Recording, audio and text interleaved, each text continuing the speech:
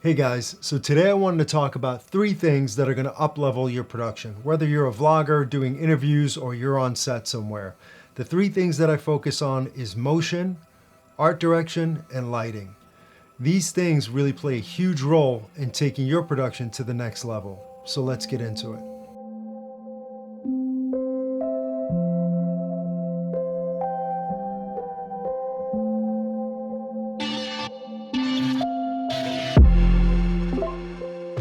So let's talk about the basics. When you're shooting any sort of interview or if you're in a production, you're always thinking about those cutaway shots that you may need.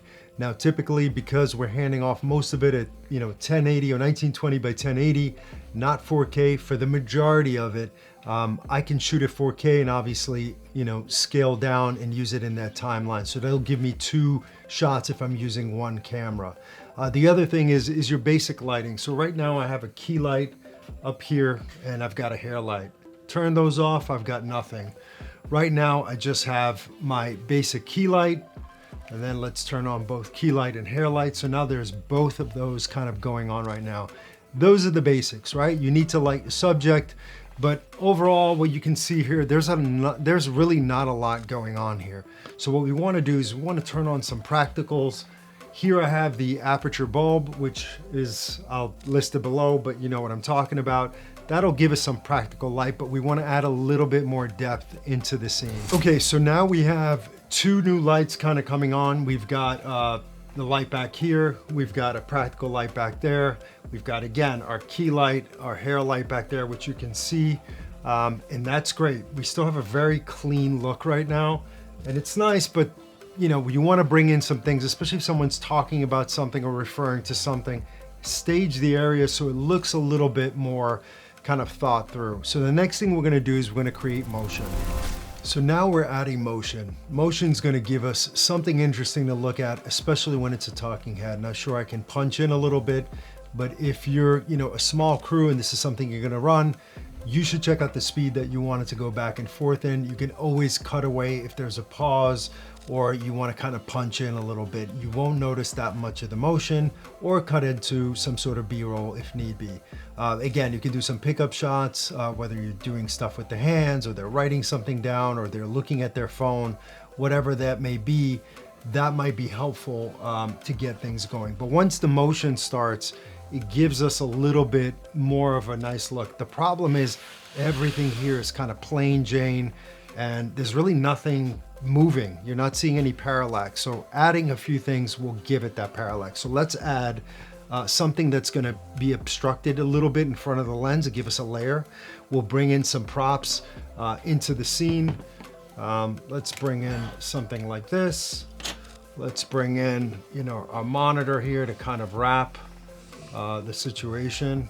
Obviously we want to keep it away from the light, so let's say something like this. Now you're seeing things kind of move. Let's put something in front of the camera. Okay, so now that we have the LiDAR system hooked up and that's on the camera, it's on the FX3, I want to turn this on right now just so I can be able to manually control the focus, because once it starts grabbing onto these plants, it's going to get out of focus. Now, if that's something you want to do, that's great.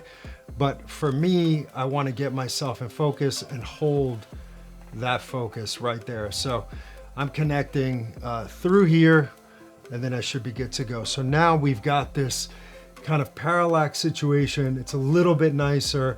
It's starting to dress things up. Now let's add a little bit more light, bring in a little bit of color on those plants, and let's see what that feels like. So any one of these LED lights, whether it's the Aputure MC or any of these lights you can use if you have one, RGB light, this way you can kind of correct. So this is going to be somewhat of a, more of a warming light to call out kind of this section a little bit more. Again, as I back up, I'll have less of that, but there's a lot of this kind of like orangey yellow color on the set right now. This might be a little too bright, so let's bring that down. Okay, let's do that. Let's just bring this down just a bit, just to highlight the plants a little bit. Nothing too crazy, but just to give it a little bit of depth and color, like there's stuff going on. So everything is somewhat being, directed. So it's almost like that light over there is like hitting a little bit of that, just to create that environment. So as you can see, as we add layers to things, it's incredibly great to do that. Now, if I wanted to talk, let's say about, again, something specific, let's say I want to talk about this camera. I'll pull back, I'm talking about this camera. Now is my time to actually punch into this, and I can actually punch in and get a nice little close-up of this as I'm talking about this, but everything is starting to move. And you notice when I start taking things off here, you don't feel the movement as much. So I'll put this back here in the frame just so we have some stuff moving and you feel like you're being drawn into the conversation. Now you can always do a zoom in or pull out. Again, I'm doing this by myself, but I wanted to kind of illustrate how this can all change rapidly. So what I'm gonna do now is we're gonna go for a different lighting setup. We're gonna go for something a little bit more moody.